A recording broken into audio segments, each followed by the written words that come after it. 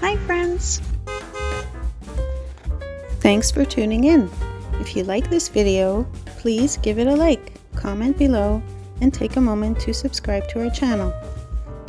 We're driving along Park Boulevard, a scenic and leafy street nestled in Baton Rouge's historic Garden District. This area developed in the early 20th century as the city expanded beyond the Mississippi River's eastern bluff, attracting middle and upper-class residents who wanted spacious homes and tree-lined streets. Park Boulevard quickly became known for its stately houses, wide sidewalks, and carefully planned gardens, reflecting the City Beautiful movement that influenced much of Baton Rouge's residential architecture at the time. Many homes along the street showcase craftsman, colonial revival, and Tudor styles, preserving a sense of early 20th century charm. Over the decades, the Garden District, including Park Boulevard, has maintained its residential character even as the city grew around it, making it a quiet enclave within a bustling urban environment. Today, driving along Park Boulevard offers a glimpse into Baton Rouge's architectural heritage, with mature trees, historic homes, and a sense of community that reflects the city's commitment to preserving its past while accommodating modern life.